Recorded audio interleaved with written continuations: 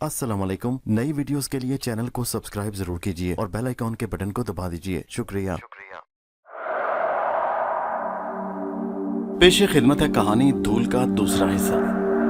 नौकरी की खुशखबरी मेरे लिए इतनी ज्यादा हैरान कुन नहीं थी। जो सदमा मैं सह कर आया था वो मेरे लिए बहुत परेशान कुन था, मगर फिर भी मैंने मुस्कुराकर अपने दोस्त नासिर का शुक्रिया अदा किया कि जिसने मुझे एक अच्छी खबर सुनाई थी।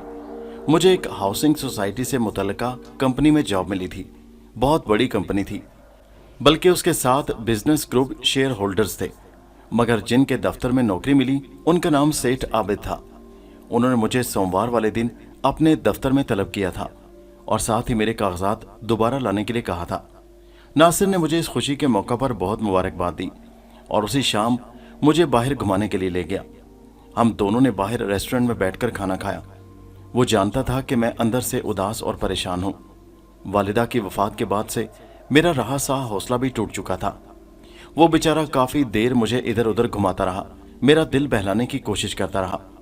शाम को हम वापस आए तो नगीना भी मेरे पास आई और मेरी वालिदा की वफात का अफसोस करने लगी। मैंने उसकी हमदर्दी और उसके अफसोस करने पर उसका शुक्रिया अदा किया। वो कहने लगी, क्या बात है, क्या आप हमें गैर समझते हैं? मुझे वाकई आपकी वालिदा की वफात का बहुत दुख है। वालिदैन वाकई इंसान का बहुत मजबूत सहारा होते हैं और मैं समझती हूँ कि आप इस वक्त जिस अजियत और दुख से दो चार हैं वो इंसान की ज़िंदगी का एक तकलीफ देह मरहला होता है। उसकी बातों से मुझे बहुत हौसला हुआ। हम दोनों आमने सामने बैठे थे। वो काफ़ी देर मेरे सामने बैठी रही और बातें करती रही। फिर उसने एक अजीब बात की, नासिर साहब, हम तो दिल से आपकी इज्जत करते हैं और दिल से आपसे मोहब्बत करते हैं, मगर आपने तो कभी एक निगाह गलत हम पर डालना गवारा नहीं किया। उसकी बात पर मैं चौंक कर उसे देखने लगा। मुझे उसके लफ्ज मोहब्बत पर हैरत हुई थी। क्या मतलब है तुम्हारा नगीना? मेरा मतलब आप बखूबी समझ रहे हैं, वो अपने दोनों हाथों से खेलते हुए बोली। फिर अचानक उसने अपना हाथ मेरे हाथ पर रख दिया और मेरी आंखों में झांक कर बोली, मैं आपके हर गम में आपके साथ हूँ और हर खुशी में आपके साथ शरीक हूँ। उसकी इस हरकत में मैं हक्का बक्का उसे देखे जा रहा था। मैं नगीना की बातों का मतलब खूब समझता था। वो मेरे दोस्त की बहन थी और उस दोस्त की जिसके मुझ पर बेशुमार एहसानात थे, और जो कुछ भी था मैं ऐसा घटिया काम कभी नहीं कर सकता था। मैंने आहिस्ते से अपना हाथ उसके हाथ से छुड़ाया और बोला, नगीना, आपकी मोहब्बत और बेलौस जज्बात का बेहद शुक्रिया।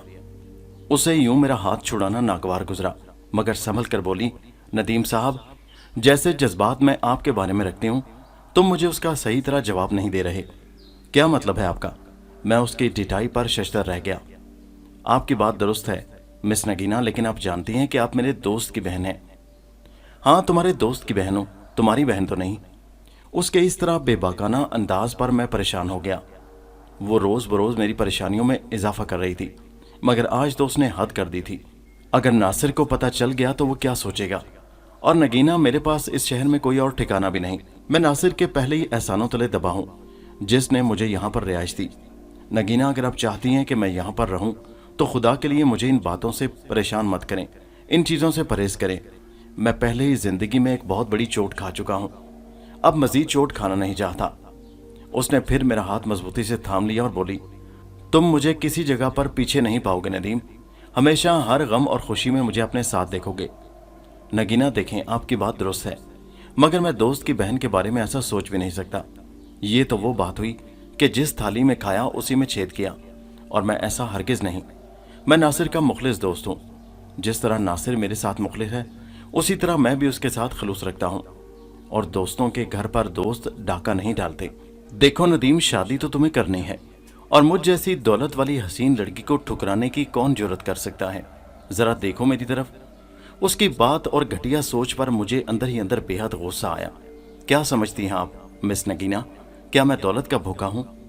लेकिन देखो ना नदीम, मैं जानती हूँ तुम दौलत के भूखे नहीं, मगर खुद अपनी हालत देखो। यहाँ पर एक 2 टके की नौकरी के लिए तुम तरस रहे हो। मेरा ख्याल है मिस नगीना, आप मेरे बारे में जानती नहीं कि मेरा बैकग्राउंड क्या है, मैं किस खानदान से ताल्लुक़ रखता हूँ। देखो, मुझे कुछ जानने की ज़रूरत नहीं, वो बेतनाई से बोली। मुझे इतना मालूम है कि तुम ज़रूरतमंद हो और यहाँ पर नौकरी के लिए धक्के खा रहे हो। मिस नगीना, मुझे नौकरी की ज़रूरत नहीं, मैं तो बस नासिर की मोहब्बत में यहाँ आ गया हूँ। मुझे ना आपसे गर्ज है और ना किसी और से। मैं तो बस।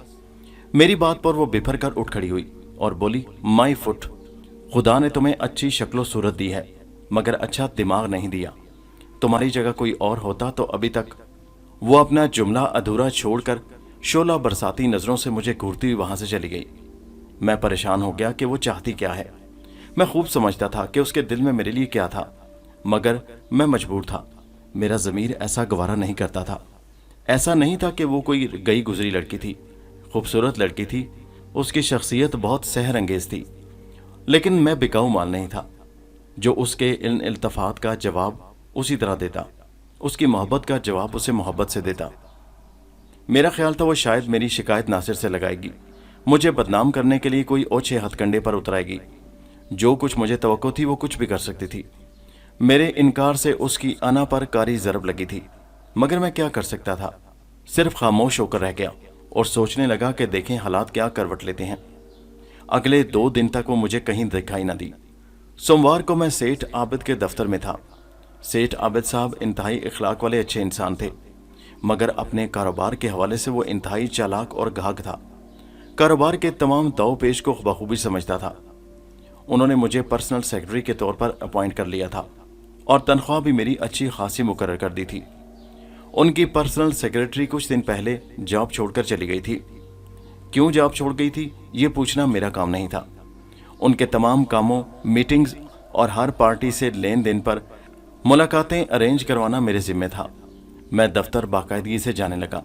उस शाम मैं बाहर लॉन में बैठा चाय पी रहा था कि नगीना मुझे दिखाई दी। वो मुझे देखकर मेरी तरफ बढ़ी, इंतहाई खुशी से मिली। उसके चेहरे पर मुस्कुराहट थी। मैं उसे खोजने की कोशिश करने लगा।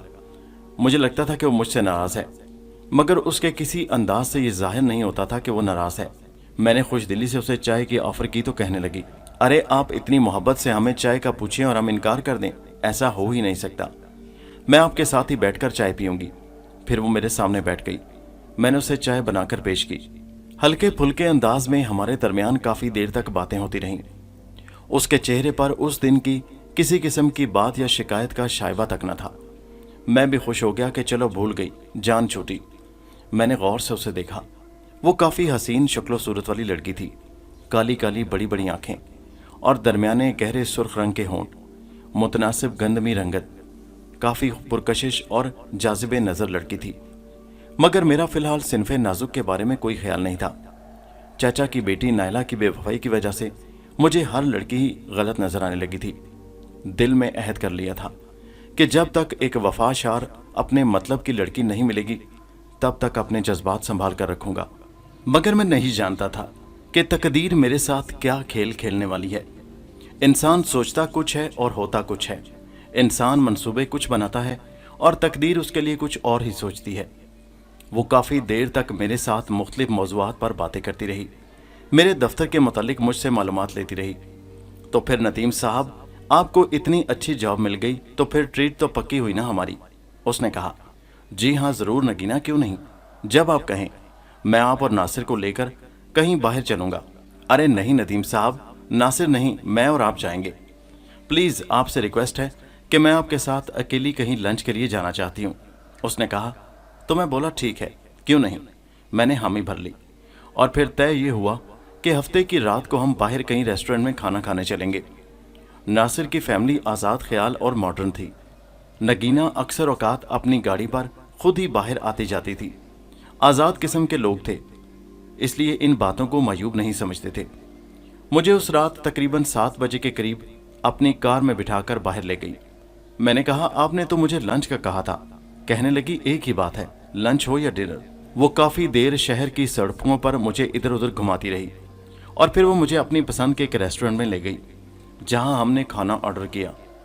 खाना खाने के दौरान कभी वो मेरे साथ बेतकल्लुफ़ी से बातें करती रही। वो बहुत खुश थी और फिर हम इसी खुशगवार माहौल में वापस आ गए। मैं दिल ही दिल में खुश था कि चलो उसने मेरे साथ कोई दुश्मनी नहीं रखी, बल्कि उसी तरह नॉर्मल बातें करती रही। लेकिन ये मेरी खुशफहमी थी। सेठ आबिद के साथ मेरे मामलात बहुत ठीक चल रहे थे। सेठ आबिद के 3 बच्चे थे। एक बेटा था जो अमेरिका में मुकीम था, जबकि 2 बेटियां घर में मौजूद थीं। मैं कई बार उनके घर गया, मगर मेरी मुलाकात सिर्फ आबिद साहब की बेगम से हुई। उनकी एक बेटी कॉलेज में स्टूडेंट थी जबकि दूसरी बेटी मैट्रिक में पढ़ती थी। मगर इत्तफाकिया तौर पर उन दोनों लड़कियों से मेरा कभी आमना सामना नहीं हुआ था। उनके चंद ज़रूरी कागजात लेने मुझे उनके घर जाना पड़ा। काफ़ी बड़ा घर था और काफ़ी अमीर लोग थे। जाहिर है इतनी बड़ी हाउसिंग सोसाइटी चलाने वाला इंसान कोई मामूली हैसियत का नहीं हो सकता। सेठ आबिद साहब ने मुझे एक गाड़ी भी दी थी। अक्सर उनके ज़ाती कामों के लिए मुझे बाहर जाना पड़ता था। वो तो अपने ड्राइवर के साथ गाड़ी पर चले जाते, मगर मुझे अपने कामों के लिए मोटरसाइकिल या पब्लिक ट्रांसपोर्ट पर ख्वान होना पड़ता था। इसलिए उन्होंने मुझे एक गाड़ी ले दी ताकि मैं उनका सेक्रेटरी होने की हैसियत से उनके मेयार के मुताबिक चल सकूं।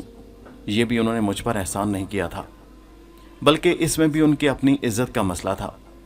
जिंदगी अच्छी डगर पर चल रही थी। मुझे काम करते 3 महीने से ज़्यादा हो चुके थे। तनख्वाह अच्छी थी। मेरे पास इतनी रकम जमा हो चुकी थी, पैसों का वैसे भी कोई मसला नहीं था। गांव में जितनी ज़मीन और जायदाद थी वो सब मेरी ही थी। अब्बा मुझे कई बार कह चुके थे कि शहर में तुझे जितने भी पैसे चाहिए हो वो मेरे अकाउंट से निकलवा लेना, मगर मैं हमेशा अपनी ज़रूरत से ज़्यादा कभी नहीं लेता था। मेरा मकसद सिर्फ पैसा इकट्ठा करना बिल्कुल नहीं था। मैं तो इस दुनिया के तमाम रंग देखना चाहता था, इस दुनिया को समझना चाहता था। मगर इस बात की वजह भी मुझे बहुत देर से समझ में आई कि गांव छोड़ने और गांव से निकलने में महज औरत की बेवफाई शामिल थी, जिसने उस गांव, उस नगरी से मेरा दिल उचाट कर दिया था।